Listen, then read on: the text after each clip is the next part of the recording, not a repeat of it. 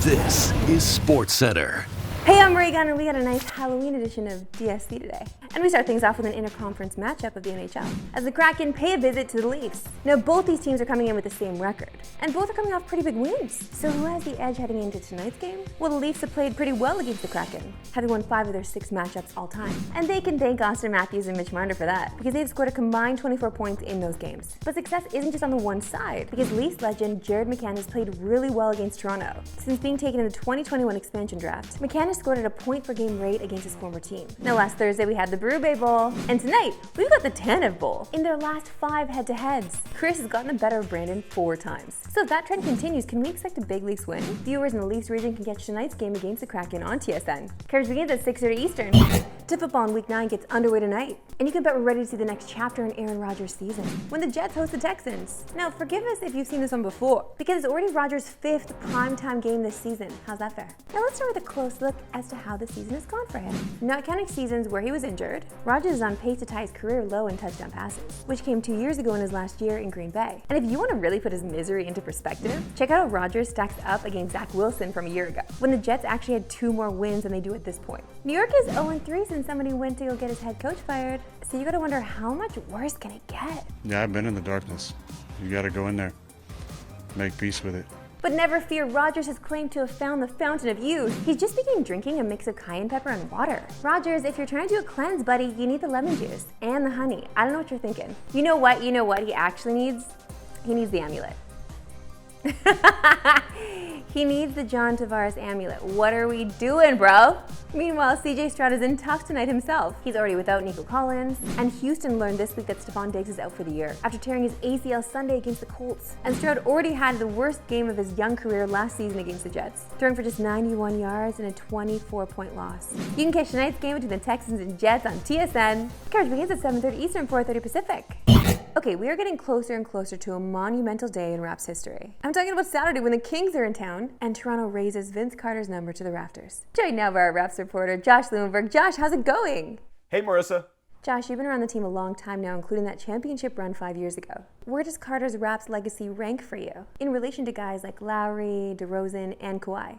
Well, those are the clear top 4. If I'm ranking them based on Raptors' legacy, I'm considering a few things: longevity, player success, and team success. So Lowry and DeRozan check off all 3 of those boxes, so they're my 1 and 2 in that order. From there, Kawhi clearly doesn't have the longevity, but his single season might be the greatest in franchise history, and of course he led them to the championship, so I have him at 3. And then Carter, look, his impact is undeniable, but even if we're not penalizing him for how things ended, he was only in Toronto for 6.5 seasons. Only 3.5 to 4 of them were really good Vinsanity, peak Vince Carter years. And they only won 1 best-of-5 playoff series during his tenure, so I've got him at 4, just ahead of Bosch and Siakam. Now, you and I know that Carter has been a debate amongst Raps fans for many years. What do you anticipate Saturday night in terms of a reaction?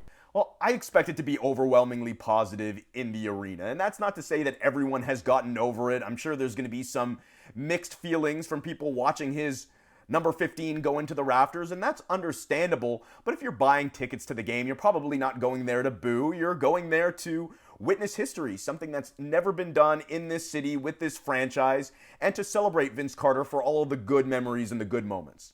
Thanks, Josh. Always a pleasure having you on the show. Thanks, Marissa. And you can catch that game between the Kings and Raps Saturday on TSN, whether you're tuning in for the game or just to see Vince get his jersey retired. We've got you covered starting at 7 Eastern, 4 Pacific. Time now for this week's edition of FanDuel Fast Facts. And we talked about the Thursday Nighter a little earlier in the show. Let's get right back into the Texans and Jets, shall we? You know this works. It's 40 seconds on the clock. I have to try to get through as many facts as possible. My producer often tries to sewer me, so we'll see how today goes. My record is 5. And you know what? If I were a betting lady, which I am, I'm gonna guess I'm gonna get 5 again. Here we go. 40 seconds on the clock, and we're starting right now. Aaron Rodgers has thrown for less than 300 yards in 30 consecutive starts, which is the longest active streak in the NFL. FanDuel has his over-under for tonight's game set at 23.5. Davante Adams has 84 receiving yards in 2 games since joining the Jets. It's the lowest in his 2-game span with Rodgers as his QB since 2017. I feel like that was a typo, and that was trying to screw me. Anyway, CJ Stroud is 11-2 at home in his career, but just 5-7 on the road. FanDuel has the Texans at 1.5 point underdogs. Stroud has thrown just 9 interceptions in his 765 career pass attempts and has the lowest interception rate in the NFL history at 1.2. Joe Mixon has rushed for over 100 yards in 3 straight games, which is one shy of Arian Foster's team record. Oh no, FanDuel has him. Okay, I knew it was coming to the end there. Okay, I knew it was coming to the end. But I'm gonna count that one as 1. I'm gonna count that one as 1 because I almost got there. And it was like 5 stats in one paragraph. So 1, 2, 3, 4, 5. Guys, I got 5 again. Congratulations to me. And before we wrap up, we have to acknowledge once again, it is Halloween if you couldn't tell. Okay, I realized I could have done a little better. I put this together, it cost me $8 for the Australia match. Okay, I'm working with what I got here. But we have seen some really great costumes around the NHL this week. So let's have one more look. Now, we actually saw this one a couple weeks ago. Marc-Andre Fleury at the Wild game party, showing up and looking incredible as McLovin. And the Blues' Jake Neighbors stuck to his ongoing theme, going as a hot dog for the 3rd consecutive year. And staying in St. Louis, the Joseph brothers, taking a page from the Wayans brothers in the movie White Chicks. And you know we saved the best for last. This is Jonathan Quick and Matt Rempe already getting into the holiday spirit. It's just so good. And it works for 2 seasons. And I'm not gonna award myself best costume because obviously it's not, but I had to stick with sports, no? And this is a sport. That's it for me today. We'll see you back tomorrow at 3 Eastern. No Pacific! Have a good one.